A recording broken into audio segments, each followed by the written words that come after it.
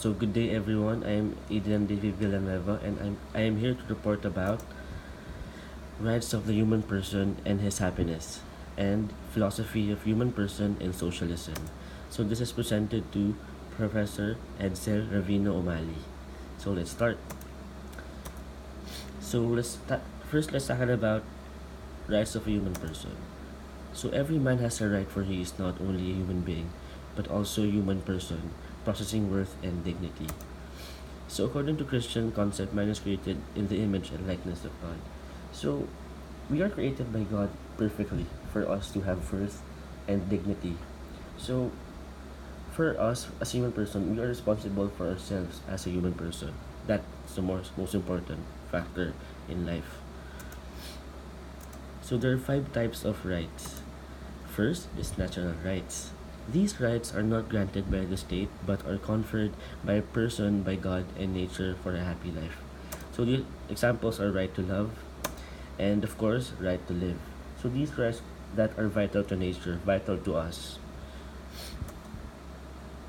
Second is statutory rights.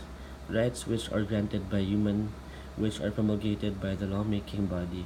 So these are the rights that has limits and is either good or bad consequences, whatever the reason is. So for example is right to receive salary and right to inherit property.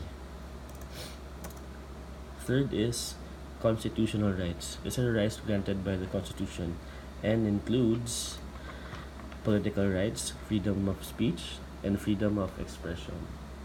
These are rights that will benefit us from being a human person or a human citizen. Fourth is political rights. Rights that a person must participate directly or indirectly, establishment of administration of the government. So these are the rights that are mandatory and compulsory. For example, is right of citizenship and right of suffrage. And the fifth one is civil rights. Rights that will secure a person to his happiness. So of course, as a person, we need recovery in order for us to recover from any reason, and happiness, and of course fairness and equality for everyone. First example is right to travel, freedom of speech, and freedom of expression. So now let's talk about social justice and human rights. As a mere fact, social justice is not a mere slogan to express concern for the plight of the poor and the destitute. One is full employment and equal opportunities of the people. So these are the justice and what people can receive and what people should have in order for us to maintain a fairness and equality for everyone. Two, state to undertake agrarian reform. This is non-agricultural activities like for the farmers. The next one is related to this. Number two, rights of subsistence, fishermen and fish workers as a human persons. Four is state to provide investment incentives to landowners. Of course, in order for us to have, for example, if we're landowners, the state should provide investment incentives for them to have fairness and equality for the return profit or income for them. Fifth is resettlement of urban and rural poor dwellers. Of course, rural poor rural poor dwellers are still human persons. So government should provide a you know uh, stable shelter for them to live in. Of course, we are all brothers and sisters created by God. Six is protection and promotion of the right to health and disadvantaged and unprivileged human persons, of course, and the democratic state to recognize people's organization. So, what are the misconceptions of human rights? It holds that the human person is superior, entirely free, and absolutely independent from the control and regulation of the state. So, that is the mere problem of the human rights. So, that's the misconceptions. It holds that the state has complete control over sovereignty, of the human person, that his existence depends on the ability of the state to maintain his rights. So for us, why not just do the rights or maintain the rights equally and freely to everyone, so that everyone will live fairly?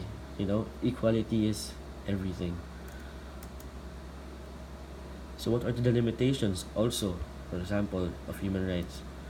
Rights are not absolute. They are limited by nature, God, and law. Yes, rights. If you are to do something, whatever the reason is or whatever you're going to do, of course you have to remember you only live once, and whatever the consequences is, you have to live with it. Our rights is a duty and obligation. Yes, of course. As I said a while ago, that it is our obligation as a human person to be responsible at all times.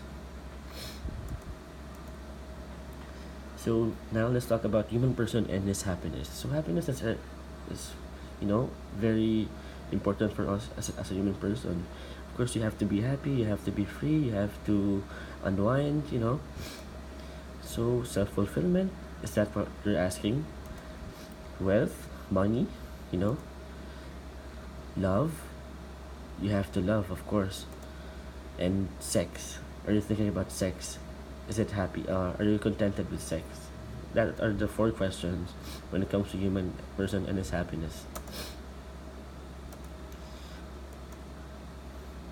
So it says here that man's greater good and protection, the sages of ages tell us, consist in the attainment of full realization of man's supreme purpose and destiny.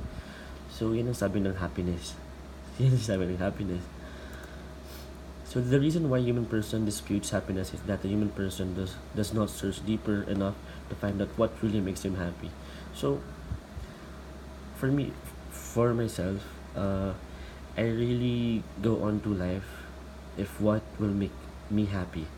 Of course, it's all about finding out and searching for and learning, soul searching. In Christian view naman, perfect happiness can only be found in supreme perfect being. It's the summum bonum. So summum bonum is the highest good, especially as the ultimate goal according to which values or priorities are established in an ethical system. That is the summum bonum, is the highest good. So ito daw yung pinaka-standard and the highest of all. So let's tackle about philosophy and philosophers' concept of man's happiness. So ito yung mga mind view ng mga philosophers about man's happiness. So according by Confucius, happiness can only be attained by a man fulfilling the virtues of kindness, uprightness, wisdom, and truthfulness. Tama naman si Confucius na happiness can be attained by fulfilling, if you're kind and you're a righteous person and you pursue wisdom and truthfulness, of course you will live a good life. And sabi naman ni Lao Tzu, the path Tao to happiness is to live a simple life. Be free, be yourself, and be close to nature. Of course, when you're close to nature, you will feel relaxed. You will feel free. You feel like you're in heaven. Of course, when you relax, you will feel comfortable.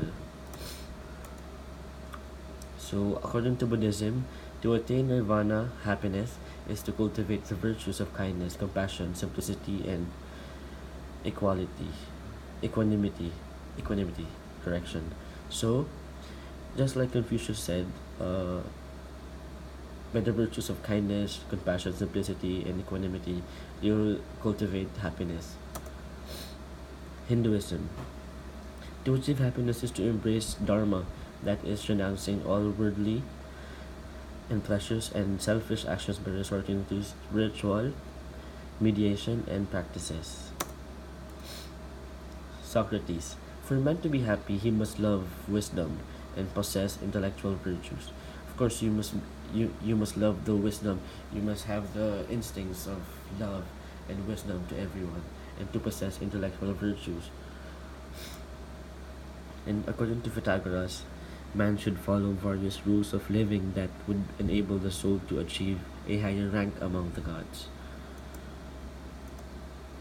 And hedonism, happiness is measured by how much pleasure and how little pain they produce and actions brings happiness. As it gives worldly pleasure, it is bad, it is not. So life is, for me, according to hedonism, for me, it's according to our choices in life.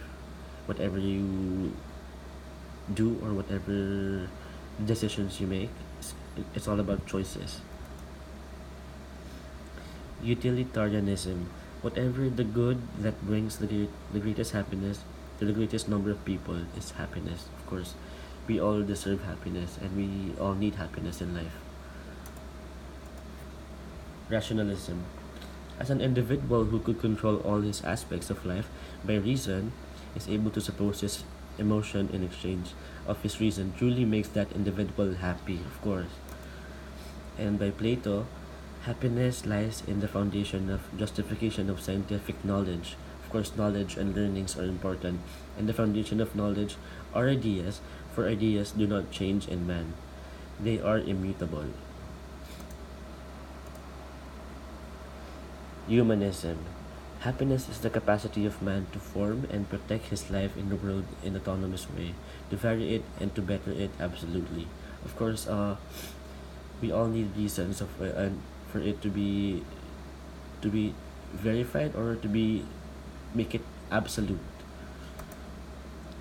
Descartes, it is in doubting that we can find something. Yes, if we doubt, we can find something. We seek for answers. Anything that might be true or false, this is the true happiness of man.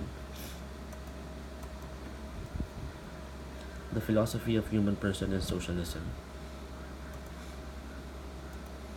Socialism is a direct offshoot of philosophy and naturalism, but it modifies naturalism to fit particular requirements of individuals' social life.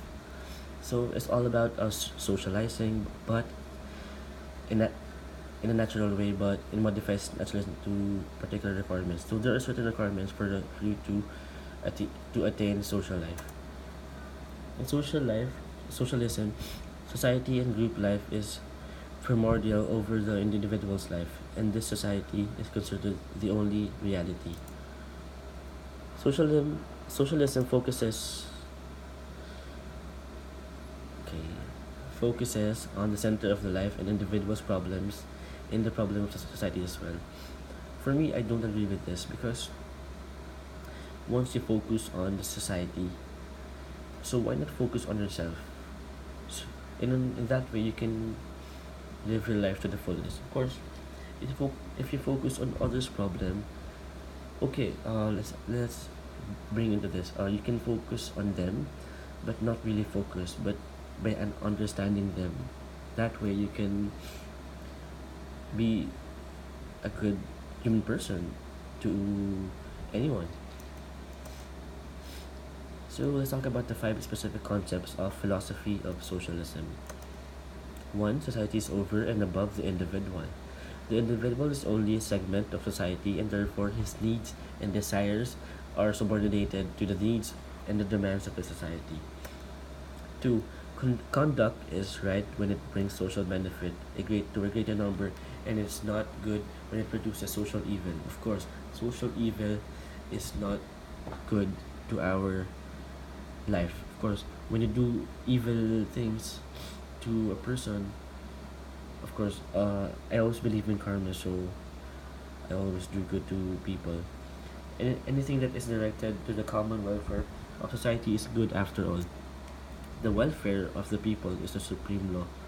Yes, of course, the welfare, the welfare of ourselves is the supreme law.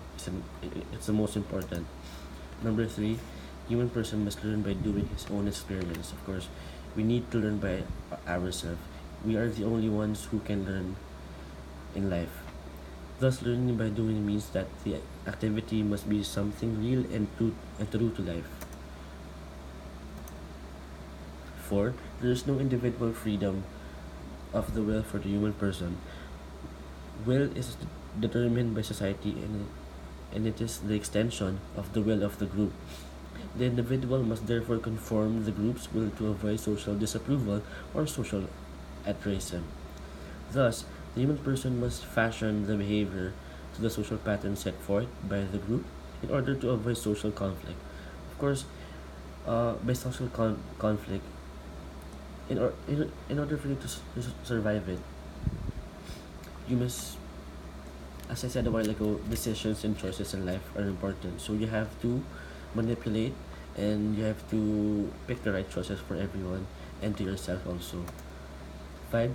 Socialism prepares the individual to take part in the affairs of society, since society established schools to promote interest and welfare of all individuals in a society. Of course, schools are the welfare of everyone. As a childhood, you are taught by your professors, teachers, good things and good morals in life. Thank you, and I hope you enjoy it. I hope you understand me. Thank you.